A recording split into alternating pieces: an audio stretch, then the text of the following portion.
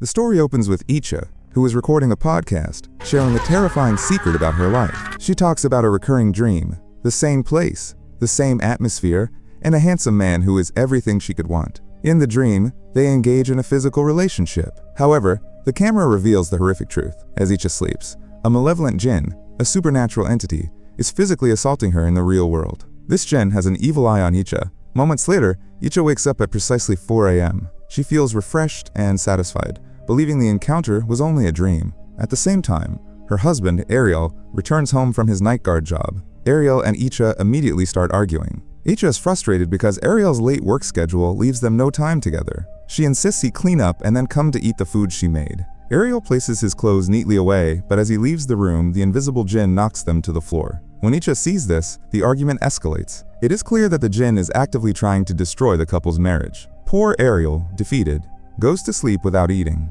The next morning, Icha is distant as Ariel leaves for his job. At her company, Icha's friend Linda notices the tension. "You two fought again, didn't you?" Linda asks. Icha admits that Ariel feels distant and rarely spends time with her anymore. She can't even remember the last time they were intimate, despite being married for only 3 years. Linda advises her that this is common after marriage. She encourages Icha to dress up, be affectionate, and try to have a happy physical encounter with Ariel that night to rekindle their connection. Meanwhile, Ariel is also confiding in his senior colleague, lamenting his troubled married life. The colleague suggests he go home early to spend quality time with his wife. Ariel arrives home to find Icha waiting, dressed up and ready for him. They share a loving moment and eventually become intimate. Suddenly, the jinn is also physically engaging with Icha at the same time. Later, Icha sleeps and finds herself back in her dreamscape. The handsome man approaches and places a flower on her belly, but his demeanor is strange today. Icha tries to run, but the man says, "You can never leave this house." She wakes up in a fright. Ariel is gone, but the flower from her dream is inexplicably lying next to her. Confused, she goes downstairs. Ariel is preparing food and says, "I will fix everything. We won't have any more problems." Icha is relieved and tells him she will be out late after work because she plans to meet her younger sister, Ima. Ariel agrees and drops her off at work. Linda is thrilled, thinking everything is finally working out for her friend. While working, Icha sees the dream flower again, placed on top of a box. Just as she reaches for it, someone quickly pulls it away. The handsome man from her dreams appears. Icha looks behind him and sees his reflection in a mirror. It is not a man, but a terrifying demonic jinn. She screams in horror as the jinn appears before her in its monstrous, true form. Icha runs to the bathroom and immediately starts to vomit. Linda rushes in to check on her. Icha quickly leaves without saying anything, but Linda looks into the basin. To her disgust, she sees that Icha was vomiting a mass of maggots and worms. After work, Icha meets Ima at a cafe. Ima is upset about her own failing relationship, but Icha tells her that relationship struggles are normal and she should give her boyfriend time.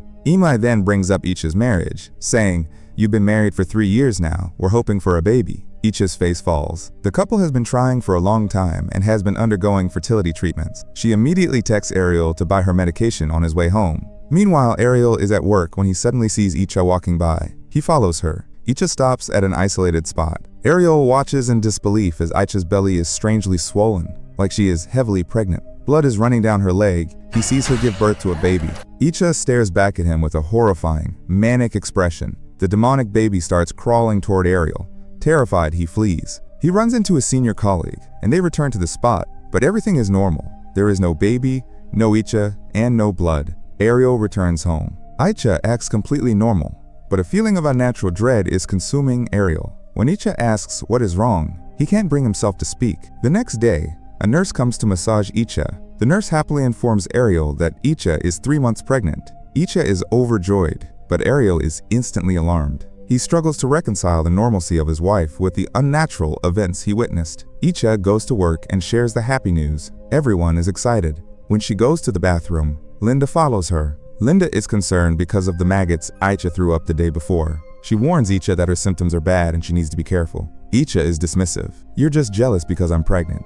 She scoffs and leaves. Later, Ariel is talking with his senior colleague. "I can't make the math work," Ariel says. "I last slept with her 6 months ago and then 2 days ago. How is she 3 months pregnant? I think she's seeing someone else." The colleague suggests he talk to his wife honestly.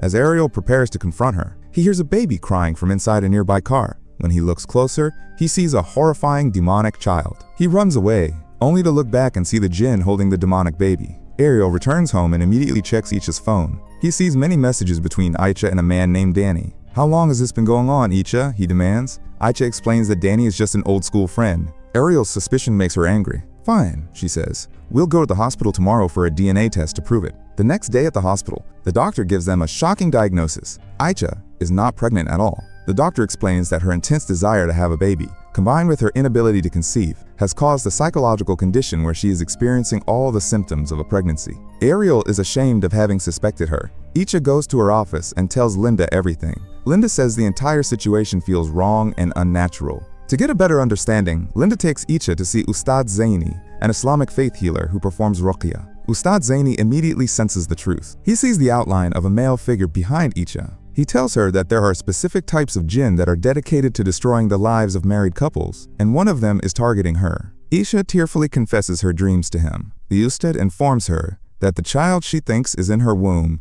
is not a human baby. Icha, furious, denies it and walks out, still holding on to the belief that she is pregnant. Linda and Icha return to Icha's house to try and calm her down. As Linda rides her scooter home later, she stops to move a kitten out of the road. As she turns back, she thinks she hears the kitten following her, but nothing is there. When she turns to look for the kitten, the terrifying jinn appears and brutally murders Linda. Icha sees Linda's death in her dream. She runs to the location and is horrified to find her friend's body. Icha blames herself because Linda was trying to save her from the jinn. Ariel arrives and tries to comfort her. Suddenly, Icha's stomach swells to that of a 9-month pregnancy. Back at home, Icha finally confesses everything to Ariel. The recurring dream, the jinn, and Ustad Zaini's warning. Ariel is stunned. Why didn't you tell me this sooner? He asks. Icha says she thought it was just a normal dream and didn't realize how serious it was. Ariel, Icha, and her sister Ima decide to return to Ustad Zaini. The Ustad performs a ritual over Isha. She instantly becomes unstable and is possessed by the jinn. Her eyes turn demonic.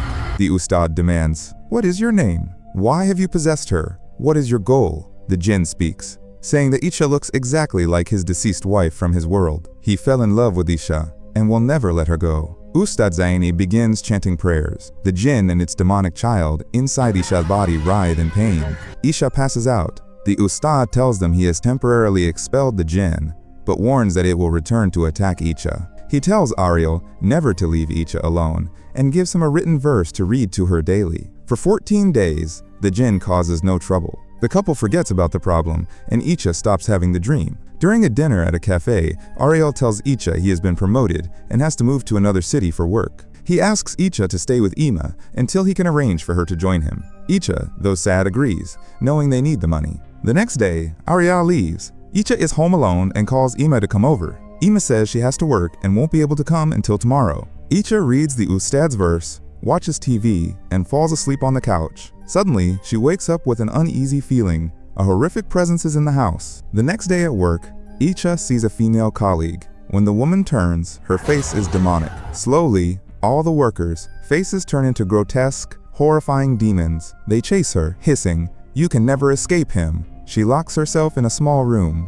Meanwhile, Ima has arrived at the house. Icha calls Ariel and tells him everything. Ariel says, "I'm coming home as fast as I can. Give Ima the phone." Ariel tells Ima, "Please, don't let your sister sleep tonight. If she sleeps, the jinn can possess her again." They lie down, talking to stay awake, but Icha's eyes close. Ima tries desperately to wake her. Suddenly, an invisible force throws Ima into a wall, knocking her unconscious. The jinn cuddles Icha on the bed. Icha wakes up in the middle of the night to find her stomach hugely swollen, with blood running out of her. She frantically pounds on her stomach, but it does nothing. She runs outside and sees Ima lying unconscious, but her own state is her only concern. She finds a coat hanger, bends it into a hook, goes into the bathroom, and uses it to violently induce an abortion. But as soon as the deed is done, her stomach immediately swells up again. Ariel arrives home and finds Icha unconscious and Ima recovering from the blow. He takes them both back to Ustad Zaini. Ustad Zaini and his assistants begin the ruqya ritual again, tying Icha to a bed. In her dream,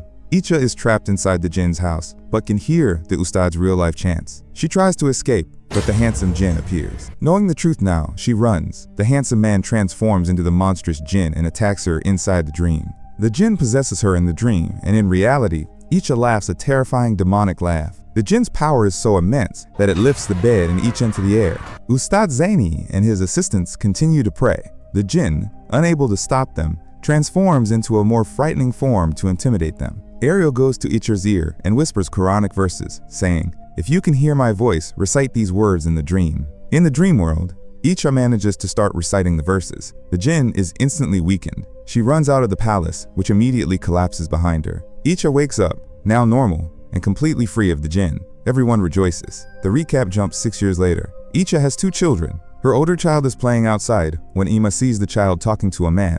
The man is the handsome jinn. Ima doesn't recognize him as she never saw his human form before. The jinn is still watching the family. The story returns to the podcast where Icher concludes her story. She believes the reason the jinn visits is because one of her 2 children is, in fact, the jinn's child. That was today's movie. If you love this chilling recap, hit that subscribe button for more horror stories you won't believe. Subscribe now.